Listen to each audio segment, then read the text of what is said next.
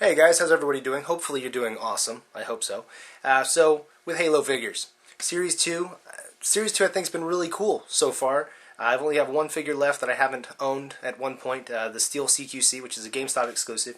And speaking of Gamestop and their exclusives, apparently there is a new exclusive that nobody really knew about. What it is GameStop has this program called Power Up Rewards. What this is you get points for like buying used games, new games. Basically, you have to buy a Power-Ups card, which is a membership to GameStop for a year, and then all of your other purchases in the store, whether you're trading in or you're buying something new, used, whatever, you get points towards your account.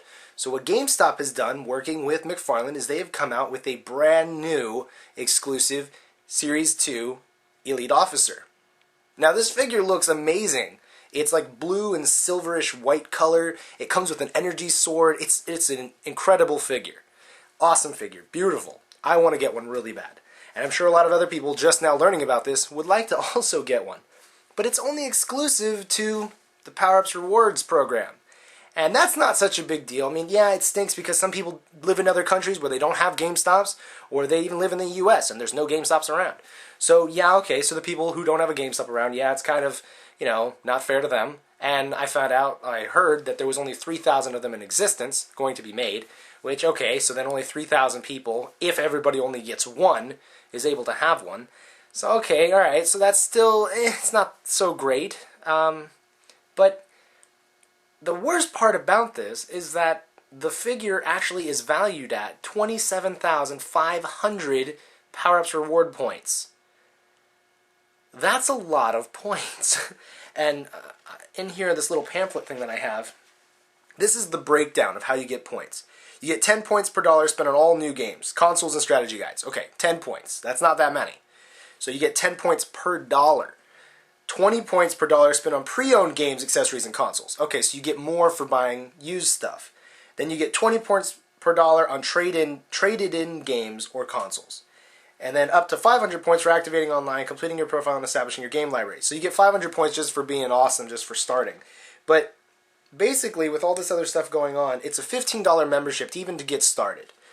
So you get 500 points basically for starting. Alright, so 500 points. Good! So now we only need 27,000 more points. So you start looking at all this, and the Power-Ups Reward Program sounds great and all. You get a year of Game Informer, you get discounts on the games, used games and stuff. It sounds like it's awesome. But the fact that it requires 27,500 Power-Ups Reward points in order to get this figure seems to be a little high for me.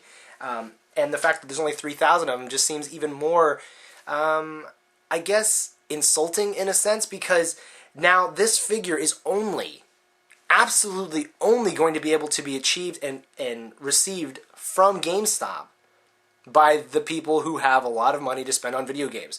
Now granted, if you've been doing the Power-Ups Reward program for a while now, you probably have an accumulated amount of points if you buy lots of games and trade in and everything, which is great for you. But for most people, myself included, I only get so many video games a year.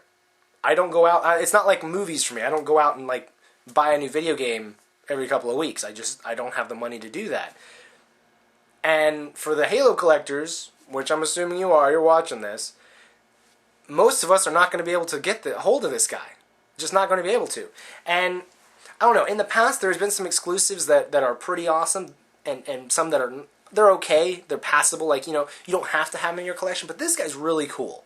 This is probably one of the first exclusives they've made where I'm like, wow, that thing is awesome looking.